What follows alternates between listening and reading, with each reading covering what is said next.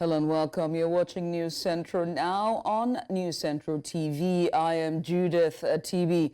The top stories at this hour. NNPCL increases petrol prices at filling stations nationwide. Supreme Court sets October 22nd hearing date for suit by 16 governors against the constitutionality of EFCC. Reactions trail move to oust Kenya's Deputy President Gachagua. Details shortly. Let's begin by telling you that fuel prices have risen again at Nigeria National Petroleum Corporation Limited (NNPCL) filling stations in the capital, and that's the federal capital, Abuja. The price has increased from 897 naira to 1,030 naira per litre, while in Lagos it's gone up from 885 naira to 998 naira per litre. The price increase follows reports that NNPC has pulled out of a deal to buy fuel from the Dangote refinery. At the time of filing this report, the NNPC spokesperson was unavailable to confirm the price rise. Now, this is the second price hike in 2 months, while long queues have already formed at NNPC stations in Abuja and Lagos as motorists wait angrily to buy petrol. Say about the fuel issue, we are just tired. Not until this morning we heard that the fuel is up to 1,000 something again by NNPC. So we don't know what to do. We are just praying to God for God to just intervene, because we all are tired. From my house to this place before, I'm always using 500 naira, but now it has increased to 1,500. From my house to Bagada, from Moebafo to Bagada is 1,500. From 5 something, if I don't go 990, it's not done. Make an airport this Nigeria, make not kill everybody. To eat inside room is not a problem. I beg an airport this Nigeria, it's not done. This is our country. Everything I don't buy 1,000 by next week now. All markets go carry money go up. It's not done. Make an airport in this Nigeria. What I think they want to do is they actually want to arrive at a price known to them. So I will suggest to them to just quickly jump to that price instead of making us go through stress like this. She understand? I don't want to say this out. I know I do tell my colleagues and friends that, okay, what I think government are doing is they're actually measuring the dollar with our naira. Okay, let me just say it. To me, I'm thinking they are going to $1 per liter. That's their plan. You know, they don't deal on naira anymore. They deal on dollars. And when you look at what dollars is talking about now, probably 1.5 to 1.6 or something. So what they are trying to do is to bring this fuel to 1.5, 1.6, or whatever that will measure up to $1. In the meantime, the federal government of Nigeria has officially designated Dangote Refinery as the sole provider of Jet A1 fuel to aircraft operators across the country. This announcement was made by the Minister of Aviation, Festus Keyamo. Keyamo revealed that airline operators had recently convened and agreed with his endorsement to source all their jet fuel exclusively from the Dangote refinery, which has a capacity of 650,000 barrels per day. He noted that the federal government has also initiated a Naira for crude agreement with Dangote, emphasizing that all transactions would now be conducted in Naira, eliminating any dollar components. Now, Keyamo assured that this local currency transaction would stabilize fuel prices, shielding them from the fluctuations associated with the international market and the unpredictable oil price dynamics. And so joining us to discuss this, we're joined by aviation expert Wole Shadari. Well, Wole, it's good to have you join me today, and a very good evening to you. Well, let's get started, shall we? What impact will Dangote Refinery's monopoly on jet fuel supply have on, the pricing of aviation fuel in Nigeria? Thank you very much. I think it's a welcome development. It has its pros and it has its cons, but majorly, I think it's advantageous to the airline industry in the sense that it's going to eliminate scarcity of jet fuel And it's also going to make it relatively cheaper than when it is imported. And that is what we have been doing for a very long time, for so many years. So it is a welcome development. But like I said in another forum, I've always said that handling a vital sector of the economy to an individual actually leads to money. And that is what we are seeing now with PMS. Even though government says he has, left the PMS to market forces, and we suddenly saw the jump in the price of PMS just today.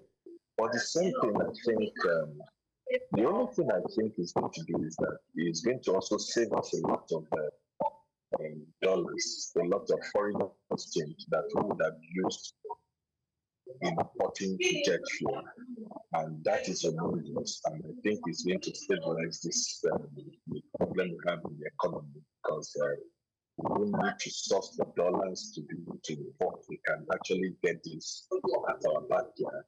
It's a good thing, but at the same time, I think we're still monitoring the situation. One thing I know is that is going to eliminate scarcity of jet fuel, because I know the Dangote refinery has the capacity to supply the aviation industry jet fuel.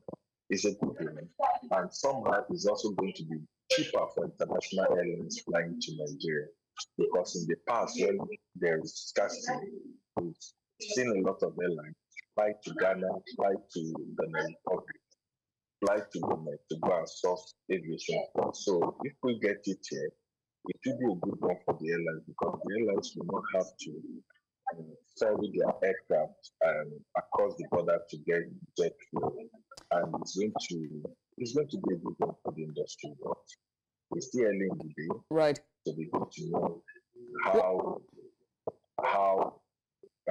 we go from here. It is a good thing, like I said. All it's right. going to spend the dollar and the foreign exchange that we would have used. Well, I'm so glad you're bringing the foreign exchange, because it begs to ask the question about whether or not how does the refinery's role as the sole supplier affect Nigeria's foreign exchange, considering previous reliance on imported jet fuel? Yes, I think doing it locally, we help, like I said, we help the economy, because marketers won't have to import fuel, and we know the cost of what jet fuel is, and it is my hope that sourcing it locally, domestically, will also reduce the cost of importation. So, and again, we need to also begin to see stability in the supply chain of jet fuel. But I think what governments should do beyond, trucking jet fuel from Dangote refinery to the airport is that they should look at the hydrant, the fuel hydrant, the underground supply that we had in the past that have been destroyed.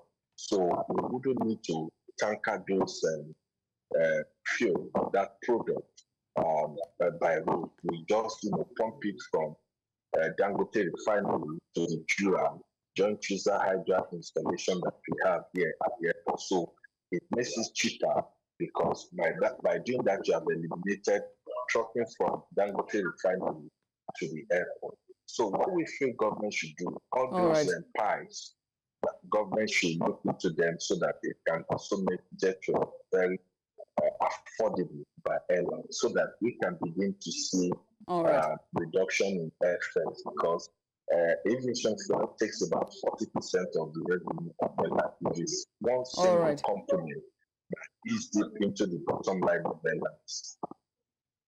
All right. Well, Wale, I must say thank you so much for doing this with us. Wale Shadare, he's an aviation expert and speaking to us regarding the Dangote refinery monopoly on the A1 jet fuel for Nigeria. Once again, many thanks. We switch gears now away from that and back to Abuja. We switch gears back now to Abuja, where we have our Abuja bureau chief, and that is Amadin Uyi, who is on standby to give us a bit of more update regarding the fuel hike in Abuja. Imagine, a very good evening to you.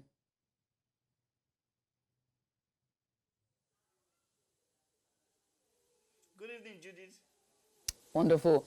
Amanda, tell us, everyone woke up with a surprise, a very, I wouldn't say pleasant, it was more like an unpleasant, unexpected surprise. Another hike in the last 2 months in fuel prices. You were on the ground there in Abuja. What's it been like just talking to Nigerians and packaging that report for us from earlier?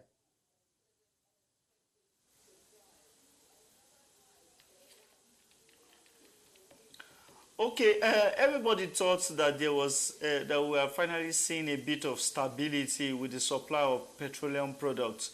Yesterday, it was like magic, as it was surprising as we drove around town and we saw the queues compiling. We saw there was no fuel in many filling stations, and today we had seen that the queues had extended. So it was a bit of a surprise for many residents, and also it was distressing that many of them had to go and join fuel queues to be able to buy the products. Since the news going around was that they had increased the price of petrol, some stations refused to sell yesterday, but the filling stations we went around today, we went to Total and some others, they were still selling at the old price. And it makes you wonder really what exactly is going on. But also, let's also talk about the effect of this on small businesses. Just besides the motorists, were you able to speak to small businesses and small business owners, and how are they managing with the hike, with the fuel hike?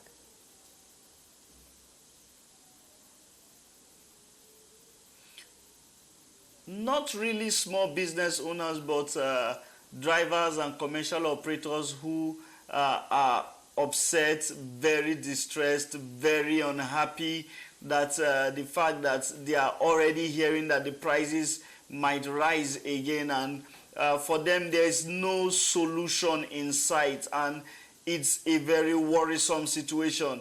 Many of them spoke to us that this automatically means that there's going to be a rise in prices of goods and services, because the major factor, the major commodity that pushes up the prices of goods and services is the price of petrol. So a lot of them are hoping that government can step out and do something and bring out some form of subsidy that will reduce the suffering on people. We do hope that the spokesperson for the NNPCL as well as Dangote can also be come out with some sort of statement to address this recent price hike, especially via filling stations nationwide. Well, Amadi, many thanks for doing this with us. We appreciate you for coming on. Amadi Uye there, our Abuja Bureau Chief, giving us update on the fuel hike in Abuja, the Federal Capital Territory. Meanwhile, Nigeria's Comptroller General of Customs, Adewale Adeni, has declared a total war on smugglers, labeling them as enemies of Nigeria's development. Adeni made this declaration on Wednesday in Yola during an update on the activities of Operation Whirlwind, a strategic initiative aimed at curbing fuel smuggling across Nigeria's border. Represented by the Deputy Comptroller General of Enforcement, Investigations and Inspections, Olani Olajogun, the CG disclosed that 2 filling stations in Adamawa Oil Pad Global Services Limited, located opposite Yola International Airport, and Gawi Oil Nigeria Limited along Numan Road, has been fined by a court for their involvement in smuggling activities. The seized premium motor spirit was auctioned to the public at 630 naira per litre. And now to updates on Plateau local government elections. Now, voting has ended across the 17 local government areas of Plateau State after the exercise began at different times across the state. 11 political parties are slugging it out for the positions of chairmen and councillors that would take over the autonomy of their council areas after the electoral exercise has been concluded. Voters came out in their numbers with enthusiasm to exercise their civic responsibility, which those who spoke off camera said will better restructure governance at the grassroots. The governor of Plateau State, Caleb Mutfwang, expressed satisfaction at the peaceful process across the 17 local government areas of Plateau State. Governor Mutfwang spoke shortly after he was accredited to vote at the all-awaited council election, which held last 3 years ago.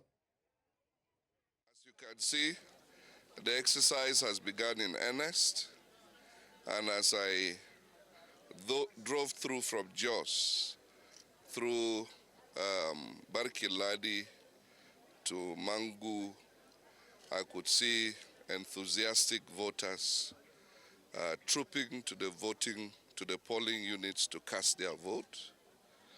What we have assured people about this election is that their votes will count.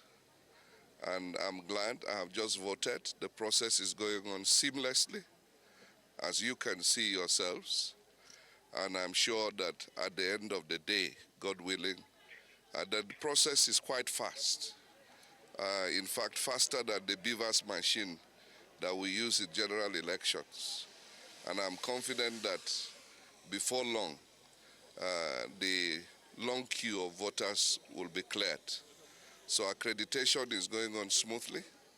And as soon as accreditation is done and people vote, I'm sure that before the close of today, Plasec would have tidied up this process and they will be able to announce the results. I believe that accreditation is at the heart of any transparent election. Once accreditation is done seamlessly and people cast their votes, they know that those votes will count. I'm sure that our electoral process will continue to evolve with integrity. Governor Caleb Mutfwang of Plateau State speaking on the local government election exercise that started and has ended today. We're going to a short break here on News Central Now. You're watching News Central Television. My name is Judith Atibi. When we come back, Supreme Court sets October 22nd hearing date for suit by 16 governors against the constitutionality of EFCC. We'll bring you details after the break. Hey, welcome back. And now to judicial matters. The Supreme Court has fixed October 22nd for the hearing of a suit filed by at least 16 state governments challenging the constitutionality of the laws establishing the Economic and Financial Crimes Commission, EFCC, and 2 others. A 7-member panel of justices led by Justice Uwani Abba Aji fixed the date after the states were joined as co-plaintiffs and leave granted for consolidation of the case in the suit originally filed by the Kogi State government through its Attorney General.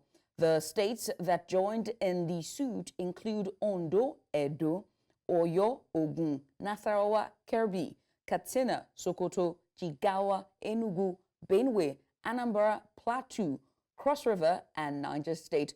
The 16 states said they are relying on the fact that the Constitution is the supreme law and any law that is inconsistent with it is a nullity. And now to discuss this, we're joined by Executive Director, Sterling Center for Law, Deji Ajeri. Deji, it's good to have you join us. Good evening. Let's just get started because we're pressed for time. Do you think this move by the governors is politically motivated? Absolutely. I think it is not only political motivated. I think it is just aimed at serving the selfish interests of the governors of those states who are seeking to challenge the constitutionality of the EFCC Establishment Act. Of course, you will agree with me that the state governments have been a major impediment to the implementation of various anti-graft laws across the country. And in fact, in recent times, Kogi State, which spearheaded this suit at the Supreme Court, has been in the news recently over the attempt to investigate the former state governor, who, of course, also installed the current governor.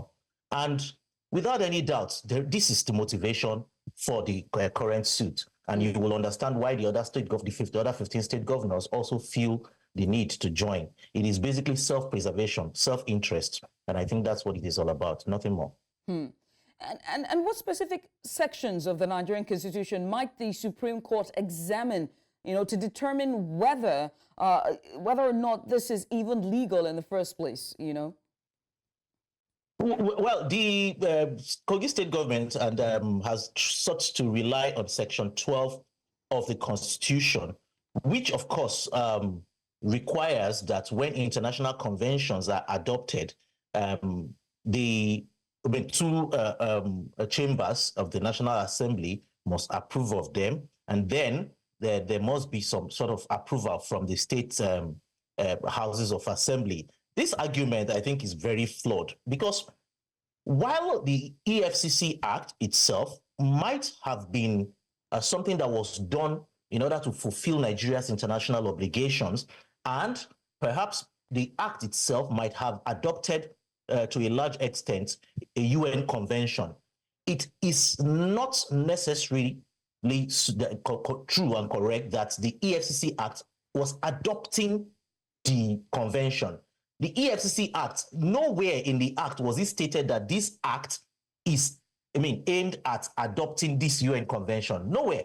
And so where that argument is coming from can only be from a very ridiculous standpoint that only the Kogi state governor and other state governors can see.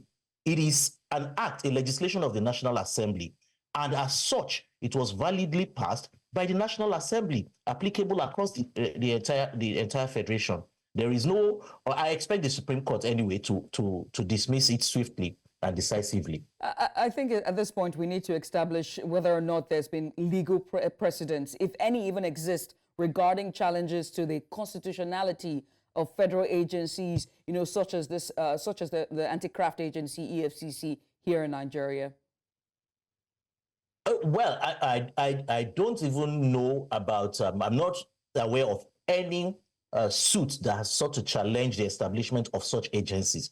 But I can tell you that, yes, there are laws that have been made in Nigeria at the federal level which seek or sought to adopt UN conventions. So, for instance, the Child Rights Act, the Violence Against Persons Prohibition Act, and other similar acts that were essentially intended to adopt certain international conventions. Now, these such laws generally will be applicable only at the federal level or to federal agencies only. And then, of course, they will only be made applicable by the states when they are adopted by the various states' houses of assembly. And, well, these ones, there were no arguments. Nobody sought to challenge anything. I think everybody just agreed that was the position. But in this case, the EFCC Act did not state, there was nothing, whether in the recitals or in the main body of the Act itself, that says that it is intended to adopt a particular convention. So it is an act of the National Assembly made applicable across the country. Now, the argument being advanced by the Kogi State that the EFCC Act was derived from a United Nations convention and requires that approval by the state houses of assembly is misplaced. It is important to clarify that the establishment was done through a valid legislative process as provided by the Constitution, by the National Assembly, under its powers in the constitutions to make laws for peace, order, and good governance. It does not adopt a UN convention. It was merely created to fulfill Nigeria's international obligations. And of course, remember, to combat corruption and economic crimes. Remember, at that time, Nigeria was regarded as a pariah state across the world. It was just coming out from a very deeply resented military government. And there was a need, of course, by Nigeria, of course, to show that it was already ready to combat corruption. And this was what led to the establishment of the EFCC, the ICPC, and one or two other agencies like that. So it is a necessity for national security and economic prosperity. So the suggestion that every international obligation requires ratification by all states is not only impractical, but it's legally unsound, and I totally do not agree with it. Well, Deji, I want to say thank you. We'll wait until October 22nd to watch what the hearing would be at the Supreme Court once again. But thank you so much for joining us. We appreciate you for doing this with us. Deji Ajari, he is Executive Director of Sterling Center for Law. So to switch gears now, the House of Representatives on Wednesday directed its committees on work, environment, housing and safety standards to investigate the frequent incidents of building collapse in Nigeria. The resolution was a sequel to the adoption of a motion on the need to investigate the menace of incessant building collapse in Nigeria, sponsored by the member representing Ido Federal Constituency Oyo State, Aderemi Osheni. During Wednesday's plenary, the House noted that the government's primary responsibility is to protect citizens' lives and properties, adding that the recurring building collapse cases in major Nigerian cities have become a significant concern. Hussaini recalled that on July 12, 2024, 154 people were trapped under debris in St. Academy's two-story building in the Busa Buji community, Jos Plateau State, with 22 reported dead. To health matters now. The Lagos State government has embarked on a sensitization campaign to curb the spread of tuberculosis in Nigeria. The First Lady of the state, Dr. Ibijoke Sanwo-Olu, at the investiture of female chairmen and wives of local government area chairmen, reiterated the importance of taking tuberculosis awareness to the grassroots. News Central's Omolola Ololade tells us more in this report. Although Nigeria recorded a gain in its fight against tuberculosis in 2020, the country is among the top 30 TB high-burden countries in the world and has the highest burden in Africa. According to the World Health Organization, Nigeria records 479,000 people living with tuberculosis, with over 18,000 active cases and 15,000 unreported cases in the country's commercial capital. In the quest to reduce the disease in Lagos, the First Lady of Lagos State, at investiture of female chairmen and wives of local government area chairmen, emphasized the need to take TB sensitization and awareness into the grassroots. Anytime you have the opportunity to spread the word, prevention is better than cure. Treating TB is free. Screening for TB is free. And you're going to take the campaign to schools, to homes, orphanages, garages, markets, because you don't even know whether the person selling the meat has TB.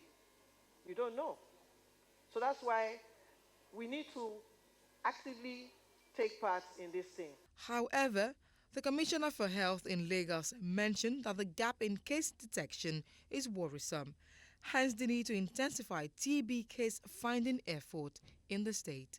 There are people living with us in community who have active TB that we have not diagnosed. And those are the 15,000 that First Lady is mandating you to find. And they tell us that everybody with active TB that is not on treatment is infecting another 15 people every year.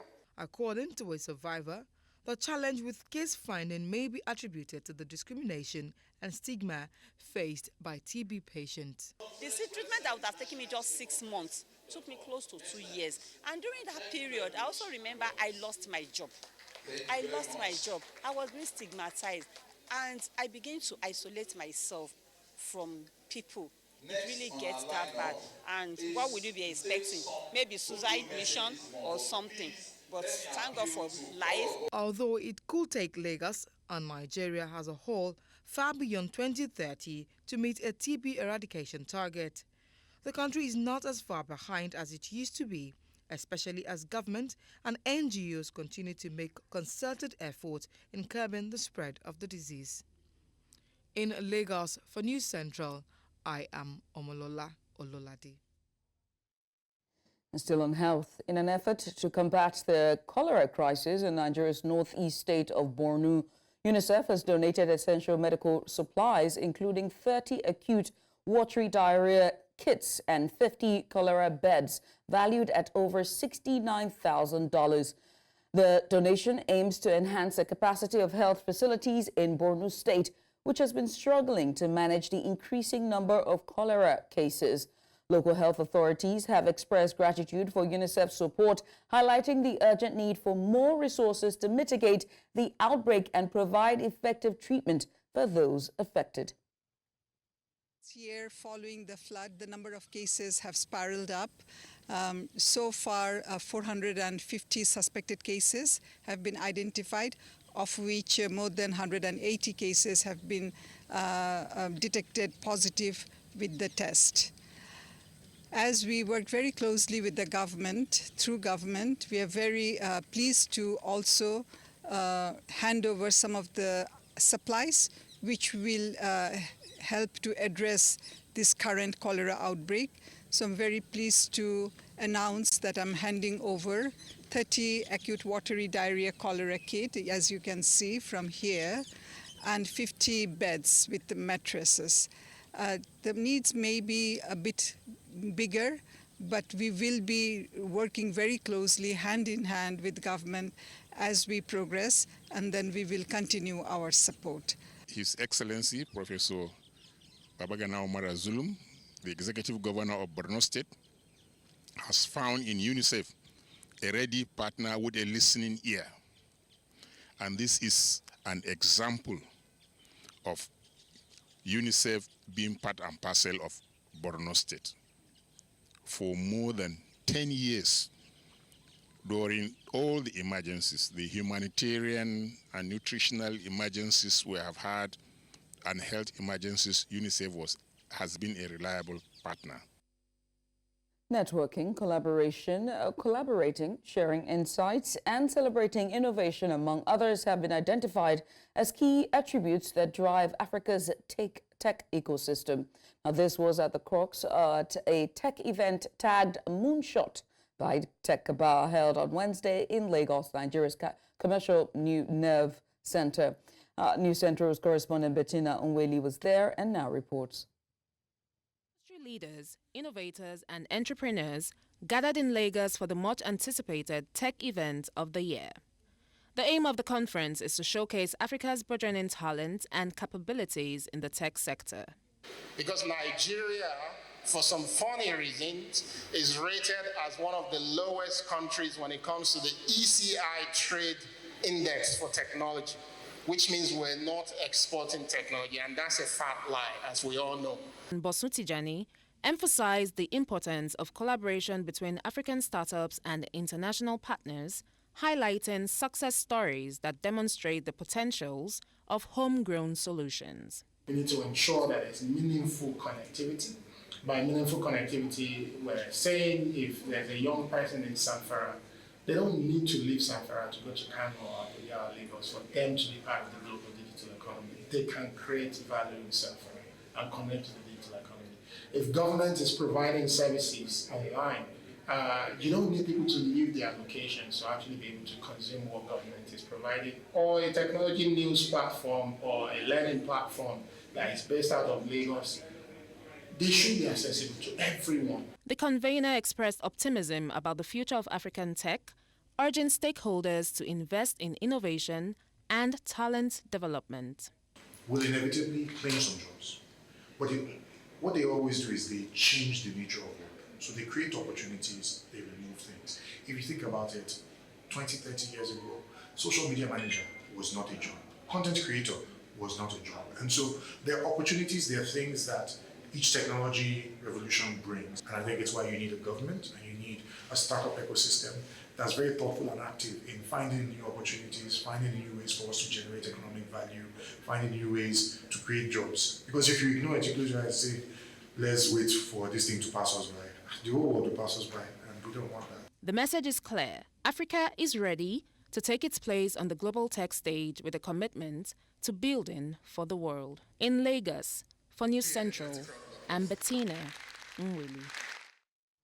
You're watching news now on News Center TV. Coming up, Mozambique's opposition candidate Mudlan condemns electoral banditry. We'll bring you details of this and many more after the break. Join us again.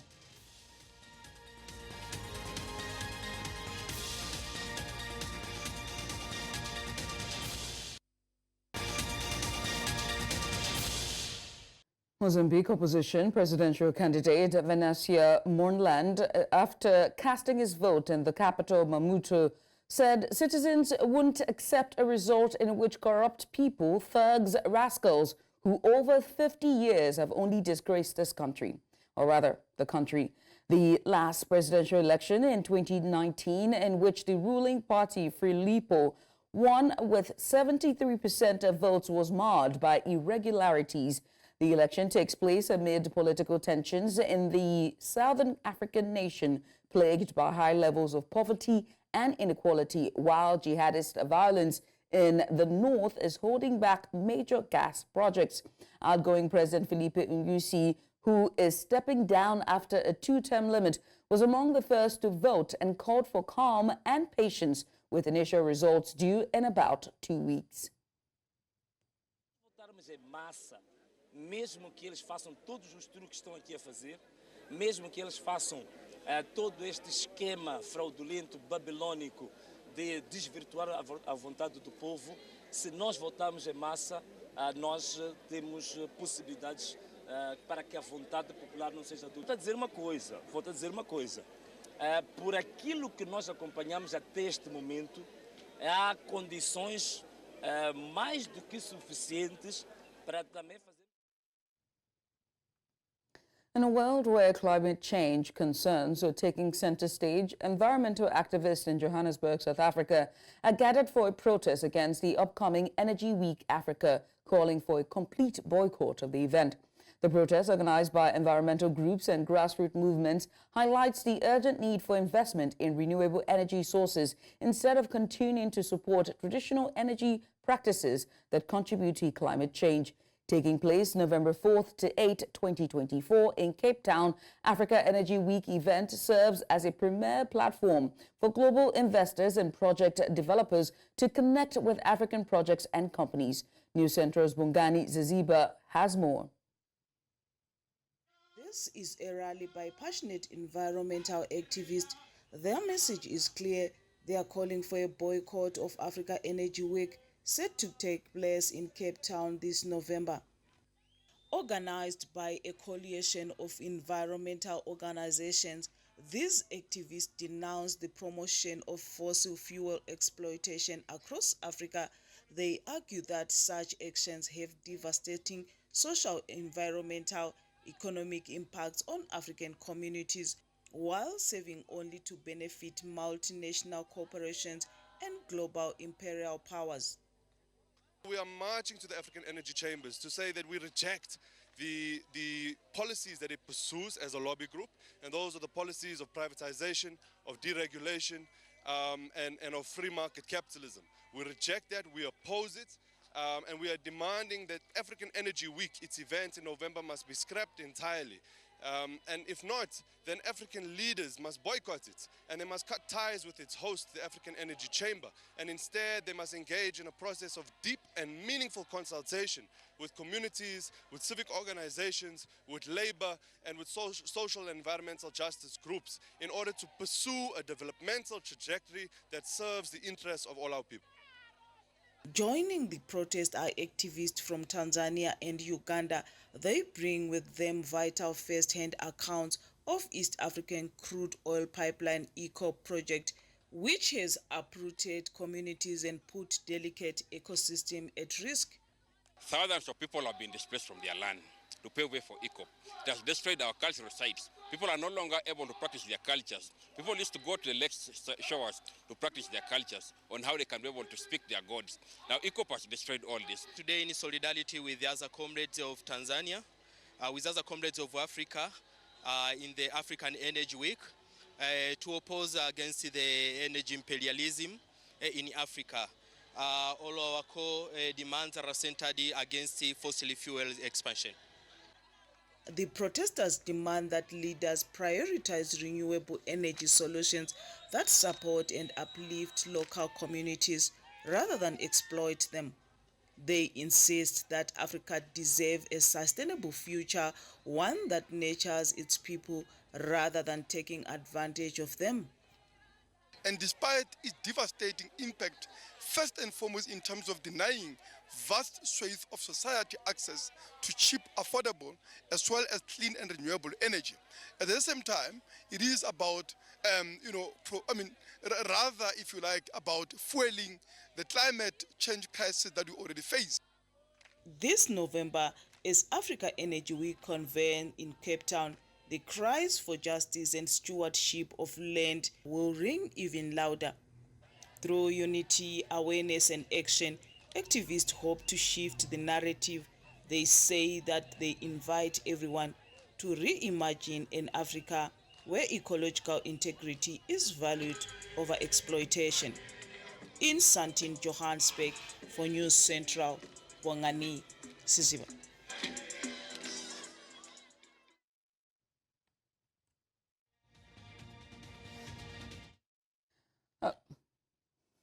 People in Kenya's capital, Nairobi, have reacted as a bid by lawmakers to oust Deputy President Rigathi Gachagua reached the Senate after he was impeached by the lower house of parliament the previous day.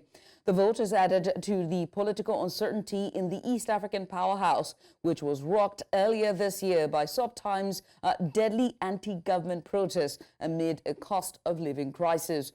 The impeachment motion accused Gachagua of corruption, insubordination, undermining the government, and practicing ethical divisive politics, among a host of other charges that he has all denied. It was approved by 282 MPs in the 349-member National Assembly, more than two-thirds required after about 12-hour seated session.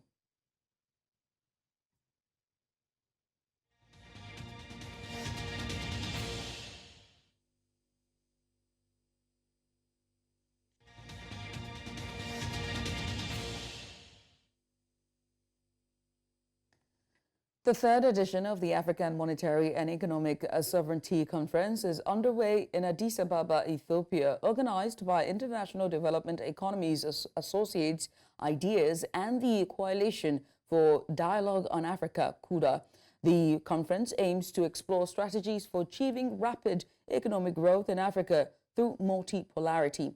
Earlier, News Central's business correspondent, Petrol Peter, gave us an update. Take a look. Where the global south is saying, you know what, we need to have a devolution of this power. We need a situation where all of those things are not just controlled from the global north, a situation where, you know, so many things. I mean, for example, talk about Africa. Africa has the commodities. Africa has the minerals, especially when you're talking about a green transition. Africa has a lot of all of those things, but Africa does not control pricing. Africa does not control a lot of things, you know, and that these are some of the things we're looking at. And so today, and of course, in the coming days, the conversations will be centered around what Africa can actually do to achieve this multipolarity, where the power does not just reside within the global north, but the power resides everywhere across board. And Africa and other countries within the global south can also make decisions that can affect them and make them, you know, I mean, it's not enough to say these countries have independence when they are dependent on some other systems and structures, whether it's the IMF or any other thing in that regard. Okay, so first let's try and understand the concept of multipolarity. So you made reference to the Second World War and the structures and institutions that were put in place after the Second World War. At the close of the Second World War, there were two main victors. There was the Soviet Union, and then there were the United States and its allies. These two sets of powers constituted a bipolar world. So in political context, you have two poles of power. Then the Soviet Union disappeared in the 1990s, leaving the United States and its allies as a single power. So it became unipolar. So from the collapse of the Soviet Union in the 1990s, up until recently, around 2015, 2020, we had one major political pole. And that's all we can take at this hour. But before we go, let's take another look at some of the major stories. NNPCL has increased petrol prices at filling stations nationwide. We also told you that Supreme Court has set October 22nd hearing date for suit by 16 governors against the constitutionality of EFCC. And lastly, we told you about reactions that have trailed move to oust Kenya's Deputy President, Gachagua. Now remember that you can always watch us wherever you are. You can watch us live on DSTV channel 422, Star Times channel 274, Avo TV, or you can stream us live on YouTube. Many thanks for watching. I am Judith, Atibi.